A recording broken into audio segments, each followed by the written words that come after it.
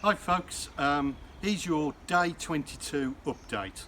So from the first seed that we put in the ground, it's 22 days later, and I'm just going to do a quick run through of where we're at with the lockdown allotment challenge. As promised, I'd do this as a live thing and just going to show you what's happened, where we're at and what we've got going on. So about a week ago we put some hardy annuals in to this hardy annual border. It's been a bit rainy the last 3 or 4 days, so things do need a little bit of a tidy through, but nothing's happening here and I'm not surprised. It'll take 14 to 21 days for those to germinate. Behind me I've got a space that I've left for tomatoes. My tomatoes are on my kitchen windowsill and won't come out until the end of May because of the frosts, so there's a space there all ready to go. Starting with the first brassica bed, it's all netted. I've got sprouts, cabbages, cauliflowers and some calabrese that's just germinated, running right the way through the bottom here. And I've done some intercropping as well, so that every spare available space, because brassicas are quite a long-term crop, I've actually filled with lettuce. So I've got lots of lettuce coming through in this bed, so this will be quite productive. As soon as I pick the lettuce, I'll put more lettuce in. It's as simple as that.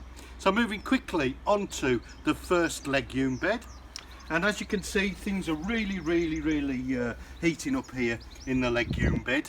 My peas are well underway, and I've got my 2 stakes in ready for the net, so that they'll climb up through the pea sticks and then clamber onto the net. Right at the top end there I've got some salad leaves. Next to them we've got radish coming through. Just got the beetroot coming through here, folks. And then right on this back end we've got some lettuce as well. So again, a really productive plot, and you know, once we've harvested radishes and things like that, we'll top them up and keep them going.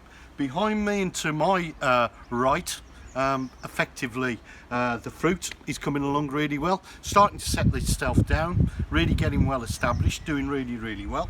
Moving on to the third legume bed, and the last update that we did, there were no carrots through, and you can see that our carrots are very well through, and probably in the next video along I'll be thinning those through and then actually showing you how to put some barrier around them for the dreaded carrot root fly to stop it.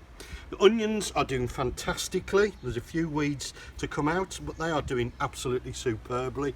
We've had our first little casualty really, as we've got some early beans in, and those pesky pigeons have been down overnight. They looked fantastic last night. They've been down overnight and actually had a chew on the leaves. These will come back, folks, but obviously they're going to be damaged, and I'll be popping some runner beans onto this framework as well, which are on the kitchen windowsill at the moment, just germinating through. Now the potato plot, last update, was showing no sign at all. So have a look at this, guys. Absolutely superb stuff. Virtually every potato that we put in is showing signs of life, so we've got a cracking plot going on there. Now what we'll do with these is we'll let these get to 6 to 8 inches tall, and then we'll earth them up, and then we'll keep earthing them up until they actually produce large leaves and then flower, which is going to be around about mid-July, and then we can harvest our potatoes out of this plot. Now don't forget, we put some potatoes in pots as well, didn't we? So effectively we're going to have a look at those, but let's have a look at Charlotte's broad beans, shall we? And here are Charlotte's broad beans. And these are doing terrifically well, look. And you can see that that's Charlotte's broad beans because she's put Charlotte's beans on the pots. So we've got a number of these coming along, and I'm going to dot these inside and outside the fruit plot while the fruit is establishing. Again, it's a bare patch of land. Use and utilise as much of the space as you actually can. Now, moving on quickly, let's have a look at the potatoes in pots. They're down here, folks. Charlotte will bring you in. And there they are. There they are in pots. And again, we'll follow the same principles as the potatoes that are in the bed. We'll let them get to 6 to 8 inches, then earth them up, and then carry them through until they're at the top of the pot, and then basically we can harvest them out around about mid-July. Remember, these were second earlies. Now the onions in pots have done terrifically well. Look at this, absolutely fabulous. Now these leaves you can actually take and use as a spring onion, almost like a chive, or you can actually pull the bulb. And if you wanted to thin these out, then you can pull the bulb, and the bulbs that leave in the compost will actually develop into those lovely big lush onions that you want for your burgers in the summer months. Now, I did a little carton, a margarine tub as well, and they're doing just as well, look. And you know, if you've got virtually no growing space at all, you can still grow them and have these. As long as you leave one green shoot tip, they'll just carry on throwing green shoots up for you all summer long. So, time to look at the liquid feeds. So I'll get my mixing stick, and we've got tea. And there it is, there's our tea. So we give it a stir. And that's coming along really well. This has got about another 5 days to go, and then we'll harvest it. And then we've got the borage, remember, look at that, pea green soup, and there's a wonderful smell coming from that. It's horrible but good in the same vein, okay, so lovely, lovely, lovely stuff, look. And then the one that we really want is the nettle, because that's going to smell to high heaven. That is a black gooey liquid, look. And that is more than putrid now. It was putrid last time, it's more than putrid now. So there you go, that's those a good stir, and next time you see those, they'll be in labelled bottles ready to be used as plant feed for my vegetables. Now we're going to go and have a look at the kitchen windowsill and look at the windowsill gardening that we've got going on. So it's got no space at all. Here's the proof that you can actually grow on your windowsill. Here is my dwarf French beans. There they are, they're doing really, really well, and they're starting to double in size and climb up. Next to that, I've got the chives man, and he's starting to grow some hair, as you can see.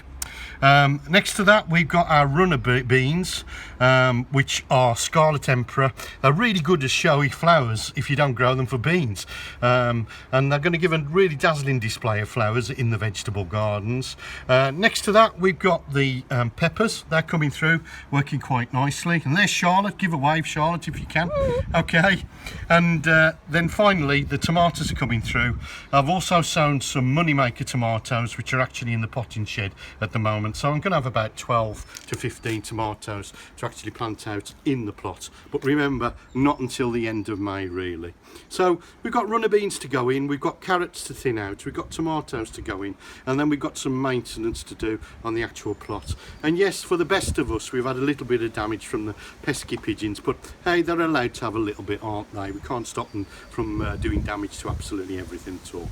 Keep going, guys, keep watching, lots more tips to come, and I'll do some quirky tips for things like pesticides, herbicides and fungicides again. So keep watching out for that video, because there's lots more homemade tips that you can utilise using things that you've actually got in your kitchen, your bathroom and your bedroom cupboards. Keep on gardening, folks, and I'll see you on the next video along.